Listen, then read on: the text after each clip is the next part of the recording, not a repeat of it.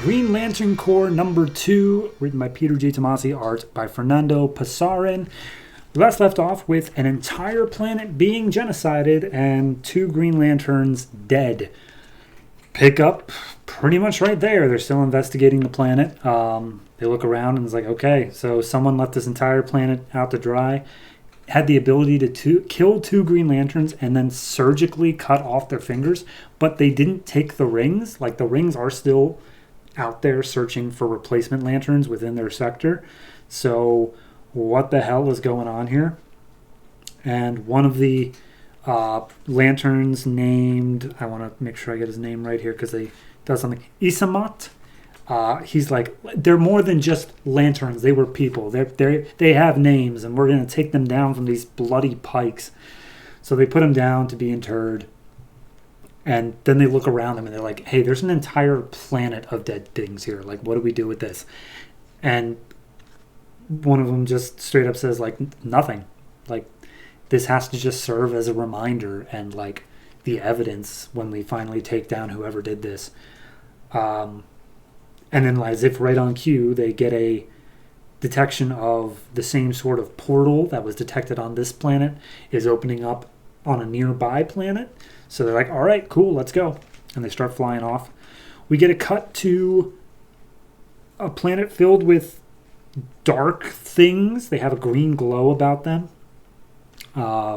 They've got the fingers of the 4 lanterns that have been killed so far. And they're handing them off in some sort of like ritual sacrifice. And then as they're it looks like they might be eating the fingers. Not going to lie. I think that might be what's happening, but it's a bit unclear.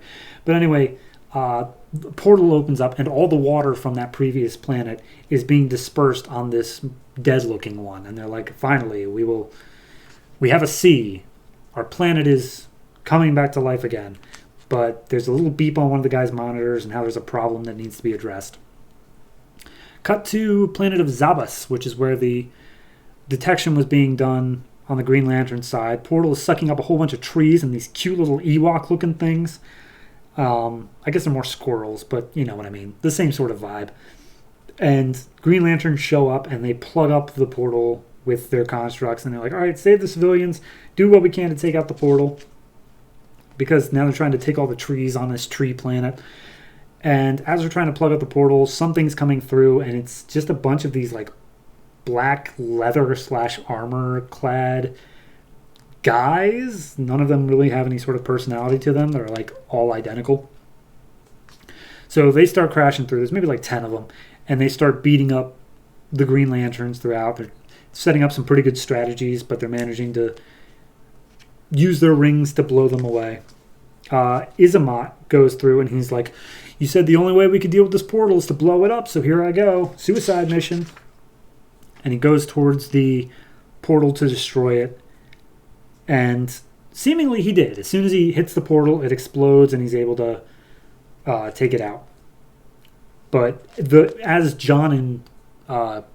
not Kyle. Why am I blanking on the name? Guy. As John and Guy are using their rings against 2 of the people, they come up and they just like grab their hands. Like they're able to get past the willpower of the rings.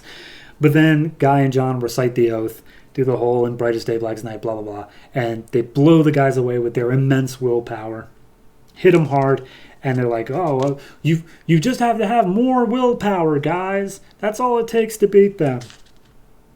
And one of their teammates is like, that's easier said than done, Guy. Thank you. We cut back to Isamat. He went through the portal and it's just darkness on the other side. He sees that the portal's shut. It shut down, like it exploded, but it still has a little activity to it. But then he hears noises in the dark around him, and he's scared. Like, he's a dinosaur-looking thing, but you can see the fear on his face. Cut back to the fight. It's over. They managed to get all the armor-clad guys bound up in some constructs, and they're like, all right, so why did you take the water for that planet? Why are you killing Green Lanterns? And why were you taking the trees from this planet? And like, we weren't taking the trees from this planet. We were taking the people. The people have a unique chemical they exhale that basically allows us to terraform planets. It makes us have an atmosphere. And he's like, okay, fine, whatever. You didn't want the people, but like, what are you doing with the other stuff? He's like, what do you mean doing? This was the last stop on our mission. It's already done. We did it. It's like, fine. Why are you killing Green Lantern? It's like, why shouldn't we? You guys suck. And that's basically as far as they got. But then they look up and the portal's reopening. And the first thing out through it is Isamat. Except it is Isamat sans all of his limbs. He's literally just a torso, a head, and a tail. And he's like, don't worry about me. We got bigger problems. Because out through the portal comes an entire like horde army of these same armor-clad guys. And that's where we leave off. I don't like this as much as I like the first issue. The first issue was it was a good look at Guy and John. It did a lot of great things. It set up a good foil for the mystery, and then it left it on a very powerful note. This one, it was just more of a fight scene than anything else, which I think you need, considering the first issue didn't really have it, really. So I understand the need for it, just from a superhero book. But individually, it's just, there's not a lot to it, I think Isamat's the only one who got, like, an actual story here, but I didn't care about him, like, before anything else, Like, I was told to care about him in this issue. Then they did something to him, and I'm expected to go, oh, no, not Isamat. No. So, I don't know. It's definitely a downgrade from the last issue. I wish I remember what I rated the last issue, but I'm going to give this one 6.5. It's fine. It's got some issues to it in that, like I said, it didn't feel like it really did anything. I can't fault the art anywhere in here. Especially the part where he goes through the portal and starts hearing noises, because the fact that I can tell fear on a dinosaur's face, like, that's good. You're doing a good job if I can see fear on a dinosaur's face. Everything else, pretty stock standard. It's a superhero fight book for the rest of it. Nothing really that big or bad about it. I am interested by the dead planet part, the part where he's teleporting the ocean, because it seems like they're going to try to set up like a sort of like, oh, well, where was the Green Lantern for our planet? And it was this dead planet that maybe they didn't know had life or something. I don't know.